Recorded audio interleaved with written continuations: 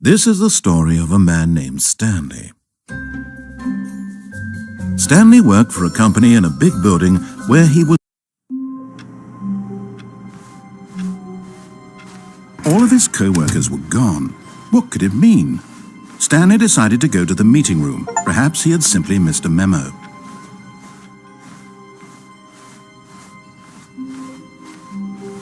When Stanley came to a set of 2 open doors, he entered the door on his left. This was not the correct way to the meeting room, and Stanley knew it perfectly well. Perhaps he wanted to stop by the employee lounge first, just to admire it. Ah, yes, truly a room worth admiring. It had really been worth the detour after all. Just as but eager to get back to business, Stanley took the first open door on his left.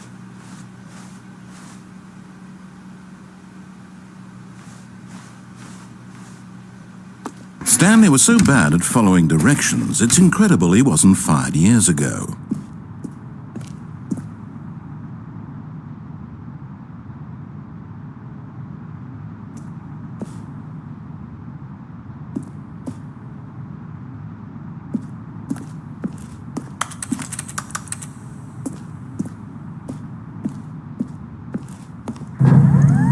Look, Stanley, I think perhaps we've gotten off on the wrong foot here. I'm not your enemy, really, I'm not. I realize that investing your trust in someone else can be difficult, but the fact is that the story has been about nothing but you all this time. What? Really? I was in the middle of something. Do you have zero consideration for others? Are you that convinced that I want something bad to happen to you? Why, I don't know how to convince you of this, but I really do want to help you, to show you something beautiful. Look, let me prove it. Let me prove that I'm on your side. Give me a chance. Now listen carefully, this is important. Stanley walked through the red door. Aha, perhaps you misunderstood. Stanley walked through the red door. I still don't think we're communicating properly. Stanley walked through the red. All right, fine, go ahead, Stanley. You want to know so badly what's out there? You want to find out what lies at the end of this road you've chosen? Well, don't let me stop you. You see? There's nothing here. I haven't even finished building this section of the map because you were never supposed to be here in the first place. Broken rooms, exposed developer textures. Is this what you had wanted? Was it worth ruining the entire story I had written out specifically for you? Do you not think I put a lot of time into that? Because I did. And in the end, it was all for nothing, because this is what you wanted to see. Help me here, Stanley. Help elucidate these strange and unknowable desires of yours. What would have made this game better? What did you want to see? Vehicles? Skill trees? Work with me. You've given me absolutely nothing so far. Tell you what, let me take a stab in the dark at a new design, and you can give me some feedback. There we go. A third option. This already feels leaps ahead of where we were before. Go ahead, Stanley. Take it for a spin. Okay, I'm going to stop you there. Now, tell me about your experience with this new version. Would you say that the game benefited from allowing you more choices? Feel free to be honest. I'm looking for some real critical feedback here. Okay, so we're getting somewhere. Clearly there's something here that speaks to you. If I can be honest here, I really don't have any idea where I'm going with this. This whole third door thing was just a stab in the dark. But I guess you're into it, so let's keep this party train rolling. Here, based on the data from your previous playthrough, I've compiled a new version. And to be perfectly candid, I think I've knocked it out of the park with this one. Let's take a look.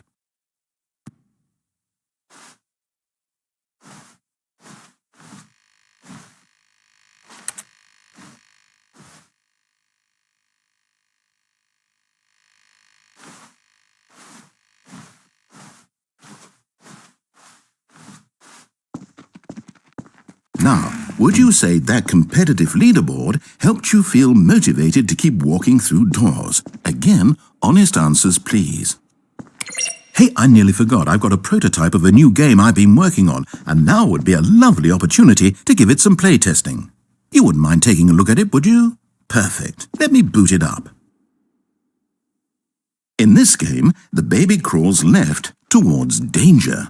You click the button to move him back to the right, and if he reaches the fire, you fail. It's a very meaningful game, all about the desperation and tedium of endlessly confronting the demands of family life. I think the art world will really take notice. But of course, the message of the game only becomes clear once you've been playing it for about 4 hours. So why don't you give it 4 hours of play to make sure it's effective? Be sure to keep notes on your experience.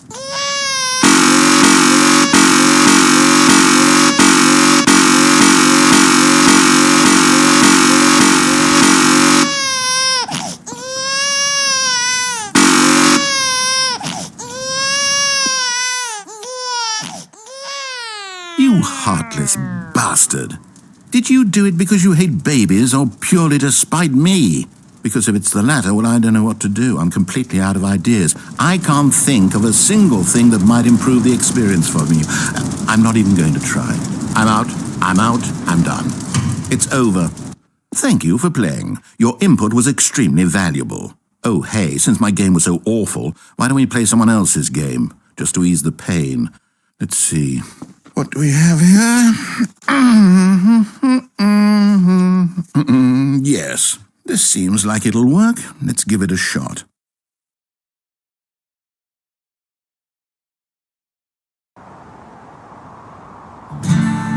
Aha! Fascinating. What do you think this game is about, Stanley? What's our backstory? What is our motivation? Well, it seems obvious to me that you are meant to play as a creepy man spying on innocent civilians below you from up high in your creep tower, perhaps for some sort of twisted erotic purpose. Yes, that must be it. What a fascinating venture into the experience of total mental depravity. So far, I love everything about this game, Stanley, and it seems there's even more. Come, let's venture outward and see what else is out there.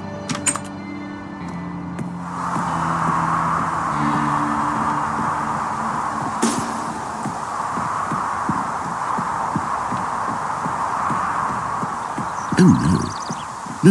No, it can't be.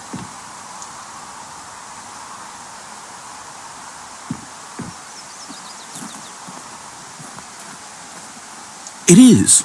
It's an open world game. Good God, quickly block it off. Oh, thank goodness, Stanley. What a close call. You nearly wandered off into that thing, that big open, just wandering around, no right or wrong directions, no path to follow. You can just go in any... Oh, thank heavens we avoided it. We're out of the woods now, Stanley. Okay, I'm going to get us out of here. Let's find another game. Preferably something with walls. Something with nice, big, insurmountable walls. Okay, I think this will be just the thing.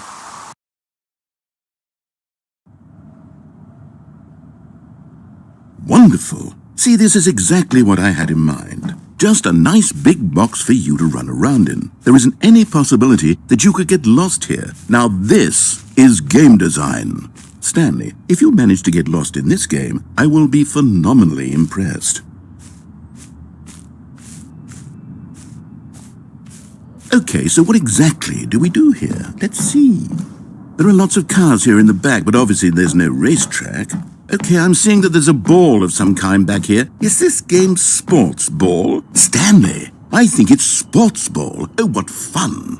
We shall run the bases and do a touchdown together? Yes, I think surely we must. Okay, Stanley, here's the ball. Have fun.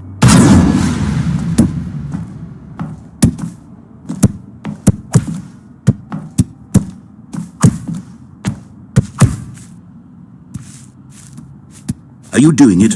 Are you winning? Is this fun? Is it better than my miserable little story that I worked so hard on?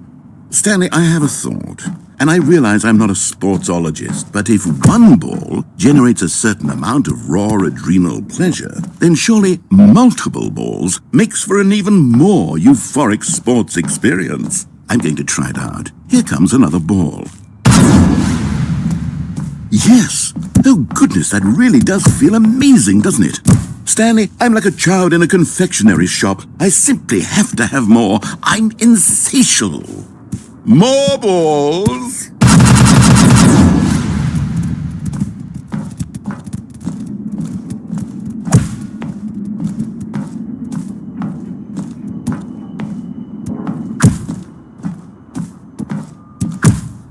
Are you enjoying this, Stanley? Are you having fun? Is this a real video game? Well, I sure hope you're having a good time, because guess what? It's over. That's right. Your little fun comes to an end. This is my game, and what I say goes. You get to have fun when I let you, Stanley. Besides, you need someone like me to set boundaries for you. Without rules or boundaries, video games are nothing. Yes, that's what I am. I'm structure. I'm your sense of purpose. And since you decided you didn't want to play my game, now I don't want to play with you either. So, goodbye, Stanley. I'm leaving. See how you like it when I'm not around to set the rules. Somehow, I don't think you'll enjoy it as much. But who knows? You're an inventive kid. You'll come up with something. After all, you're the one who knows best. Take care, Stanley.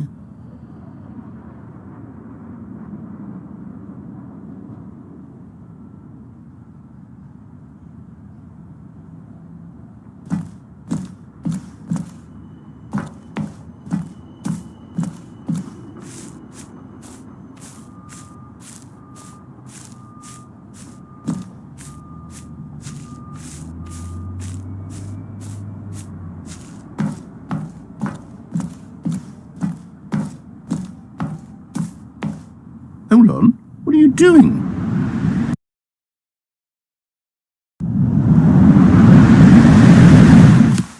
Stanley, don't do that. I can't follow you there. I can't help you. How will you write a story without me? You can't do it. You know that. Stanley, come back.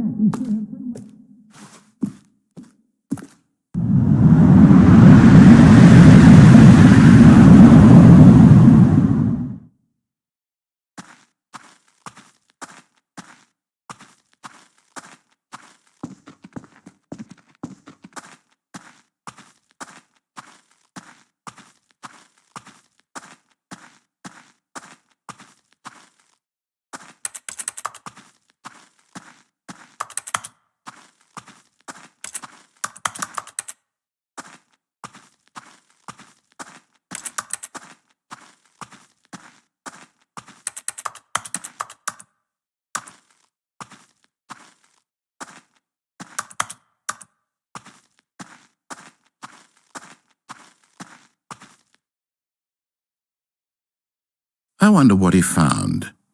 If what he wanted was to be the leading man in his own story, well, perhaps he's gotten it, down in wherever he is right now. I wonder if he's happy with his choice, and if he's learned the heavy cost that comes with it.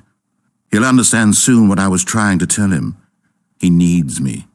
Someone who will wrap everything up at the end, to make sense out of the chaos and the fear and the confusion. That's who I am. That is what I mean to this world. Oh, yes. Yes, I'll be back. There's no other way.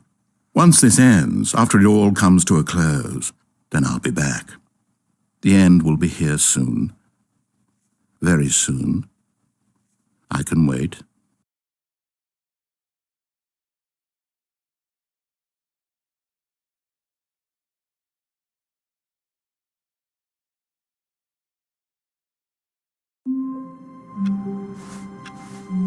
All of his co-workers were gone. What could it mean?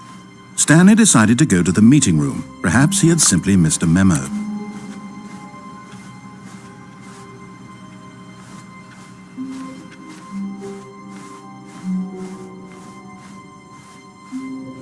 When Stanley came to a set of 2 open doors, he entered the door on his left.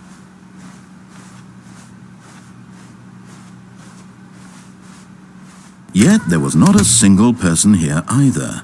Feeling a wave of disbelief, Stanley decided to go up to his boss's office, hoping he might find an answer there.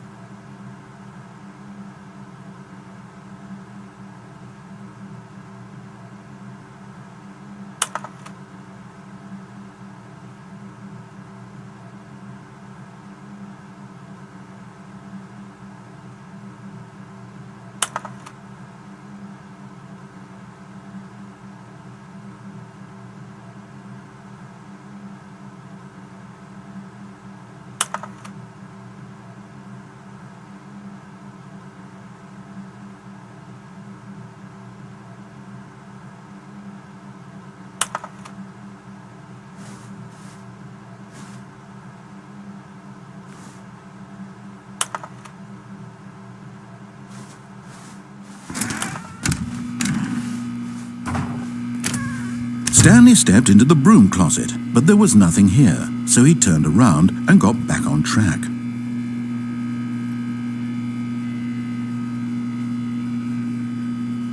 There was nothing here. No choice to make, no path to follow, just an empty broom closet. No reason to still be here.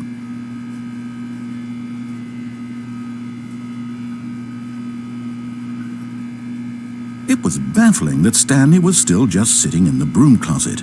He wasn't even doing anything. At least if there was something to interact with, he'd be justified in some way. As it is, he's literally just standing there doing sweet FA.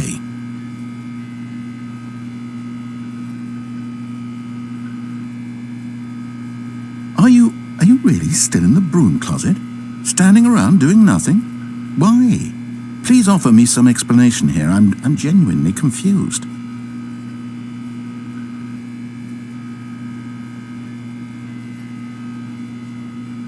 You do realize there's no choice or anything in here, right? If I'd said Stanley walked past the broom closet, at least you would have had a reason for exploring it to find out. But it didn't even occur to me because literally this closet is of absolutely no significance to the story whatsoever. I never would have thought to mention it.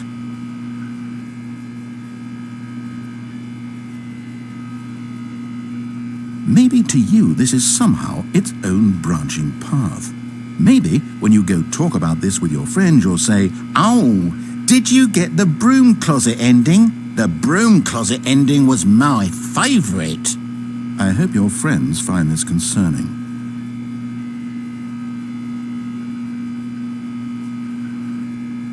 Stanley was fat and ugly and really stupid. He probably only got the job because of a family connection. That's how stupid he is. That or with drug money. Also, Stanley is addicted to drugs and hookers.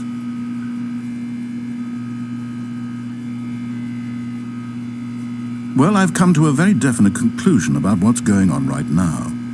You're dead. You got to this broom closet, explored it a bit, and were just about to leave because there's nothing here, when a physical malady of some sort shut down your central nervous system and you collapsed on the keyboard. Well, in a situation like this, the responsible thing is to alert someone nearby so as to ensure that your body is taken care of before it begins to decompose. Hello? Anyone who happens to be nearby? The person at this computer is dead. They have fallen prey to any number of your countless human physiological vulnerabilities. It's indicative of the long-term sustainability of your species. Please remove their corpse from the area and instruct another human to take their place, making sure they understand basic first-person video game mechanics and filling them in on the history of narrative tropes in video gaming, so that the irony and insightful commentary of this game is not lost on them. All right, when you've done that, just step out into the hallway. Ah, second player. It's good to have you on. You too? Unbelievable. I'm at the mercy of an entire species of invalids. Perhaps there's a monkey nearby you can hand the controls to. A fish? Fungus? Look, you can hammer out the details. I'm not particularly picky. I'll just be waiting for when you're ready to pick up the story again. Coming to a staircase, Stanley walked upstairs to his boss's office.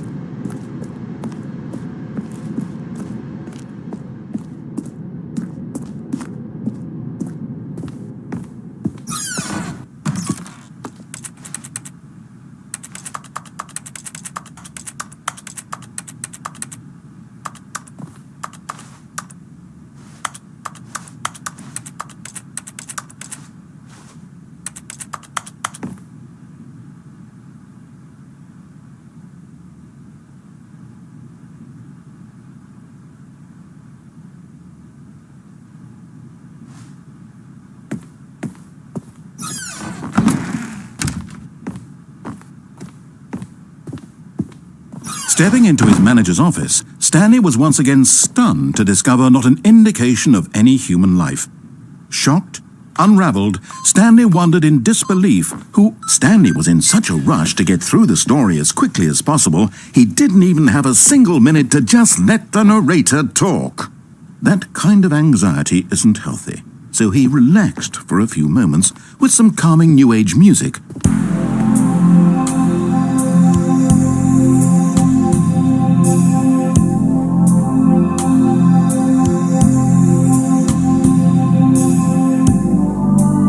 Feeling soothed and rejuvenated, Stanley calmly walked forward into the opened passageway.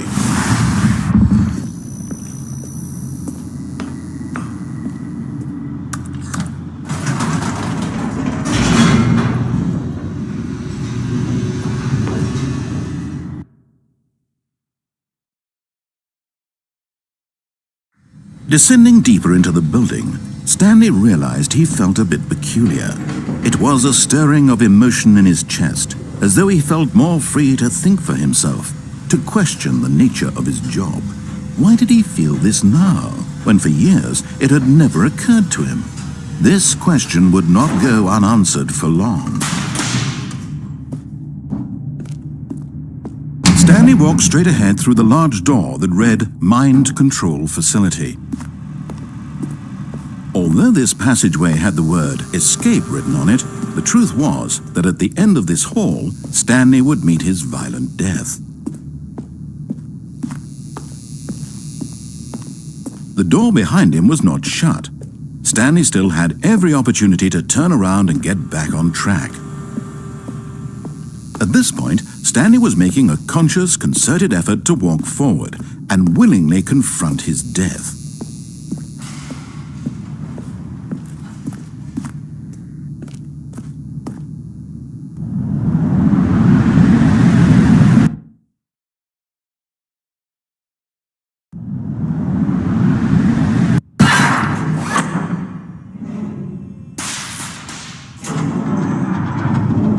As the machine whirred into motion and Stanley was inched closer and closer to his demise, he reflected that his life had been of no consequence whatsoever. Stanley can't see the bigger picture. He doesn't know the real story, trapped forever in his narrow vision of what this world is. Perhaps his death was of no great loss, like plucking the eyeballs from a blind man. And so he resigned and willingly accepted this violent end to his brief and shallow life. Farewell, Stanley.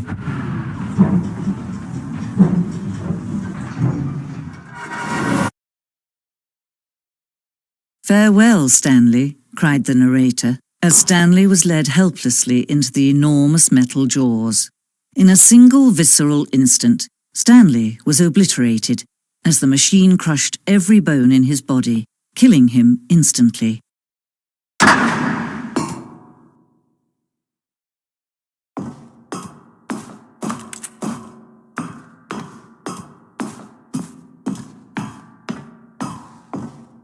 And yet it would be just a few minutes before Stanley would restart the game, back in his office, as alive as ever.